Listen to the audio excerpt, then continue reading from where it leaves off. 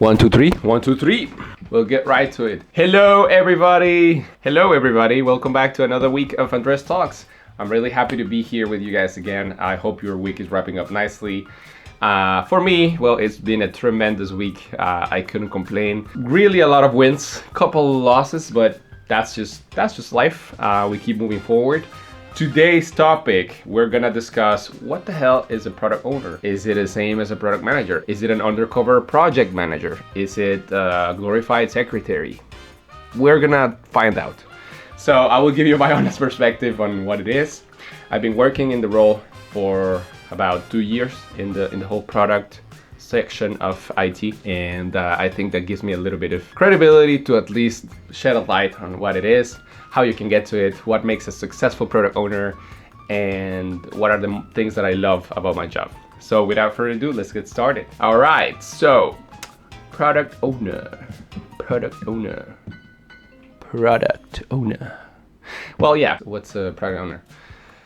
If I had to summarize it to the minimum, absolute minimum, I would say a product owner is a person who works in the agile world and maximizes the value of a product that he owns. So it's not that you're like the whole shareholder, for those of you business techies out there.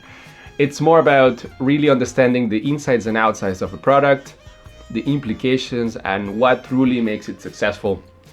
Based on that, well, you help the team get organized into the granular specific stuff, building blocks of what we need to do to get from point A to point B, right? So it's very rewarding. I would say this position, it's somewhat new, although you could argue that it started with and really took off with the whole Scrum, Agile thingy.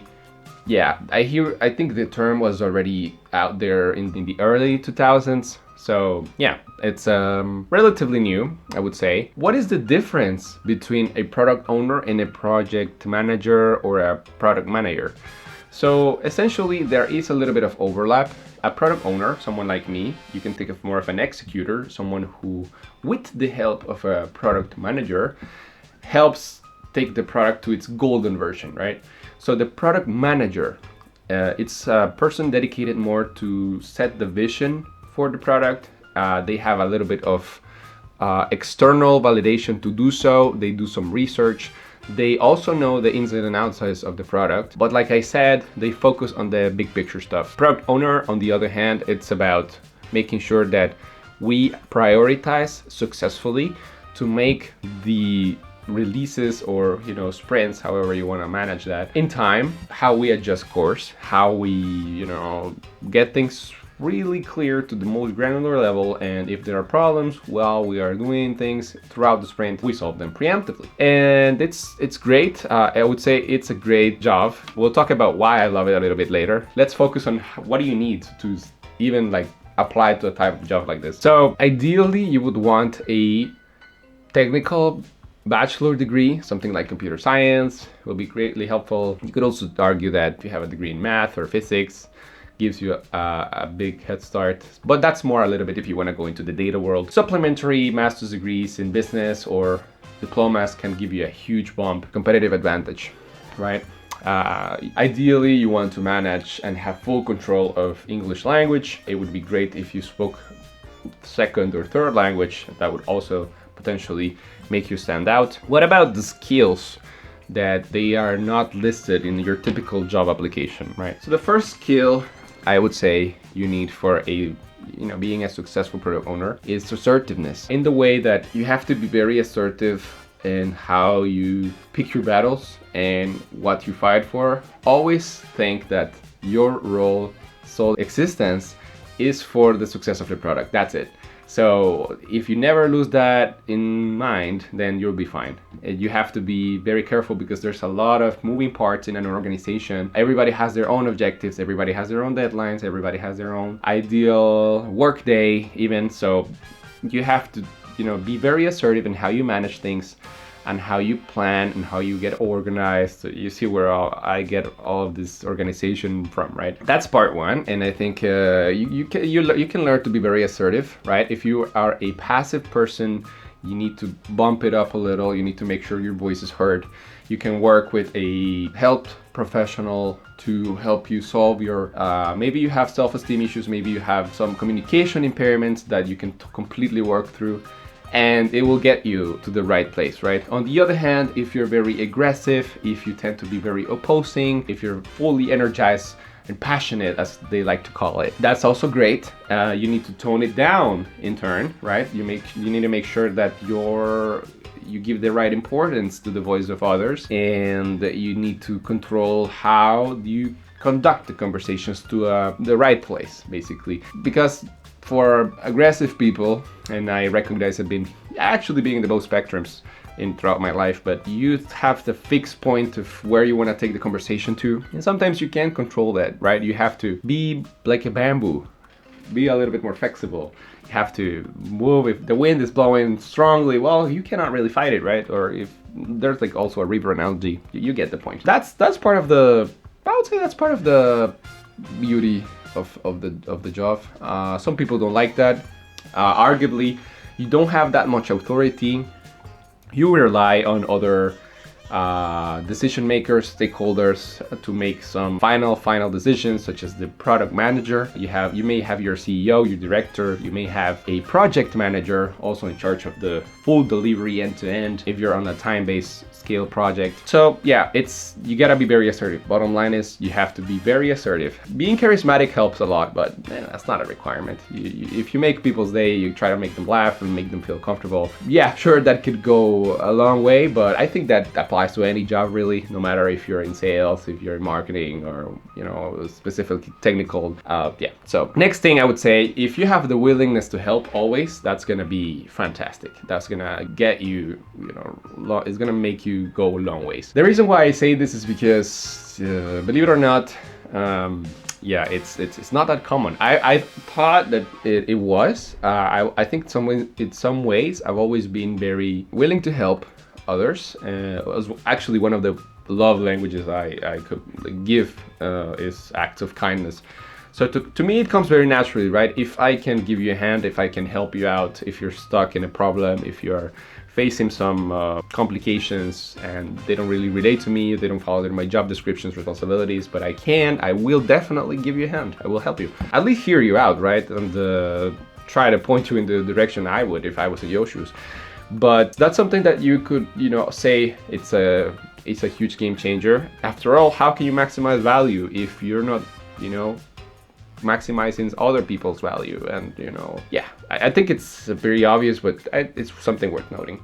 Last skill I'd say you need is probably the negotiation. And negotiation is an art. Everybody can learn how to negotiate. It goes a little bit back to the first point I mentioned, in where you don't have that much authority and you have to be okay with that. But more so than that, keep in mind that organizations have many objectives. They can manage many products. They can manage many timelines, right? So, and everybody is sitting in their own lane. Everybody has, their idea of how they should conduct their business, their own work, everyday work. So you gotta negotiate and you gotta understand, make people understand that you're here to win with them. So it's about framing things in a win-win situation, which generally I believe you can always do.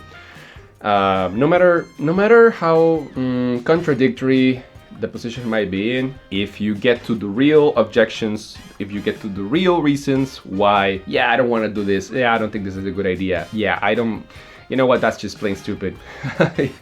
Maybe they're rude like that and they don't tell you, but that's what they mean to tell you. If you get behind all that and you find the actual reason, then you can solve it. I think this could also apply to sales, for all of you sales folks out there who are watching the video. But negotiation, it's an art. You can read many books. I recommend a book that maybe you have already read, but there's a better version, I think adapted to anybody working in Agile. So it's called The Art of War for Managers. It's based on Sun Tzu, old manuscript, if you can call it like that. And it's adapted to the real world applications of business. It's fantastic. You can learn a lot from this book. So I will just, hold on a second. So yeah, not trying to make any advertisement here, but this is actually one of the greatest books I've ever read. It was my gift from one of my best buddies. So yeah, he's living in the States now. So I hope things are going great for you, D-Doug. And well, lastly, I want to wrap up with why I love my job. What are the things that really make my job, well, yeah, worth working on? In the beginning, let's just start with this. I used to dread awkward conversations. Who loves awkward conversations, right? If you're like if you like seeing people stumble and yeah, I don't know. It's this is awkward actually as I speak about it. But yeah, you gotta love awkward conversations. If you love awkward conversations, then you can get past the first line of objections. Goes in a little bit in line with what I said about negotiation earlier. But yeah, love awkward conversations.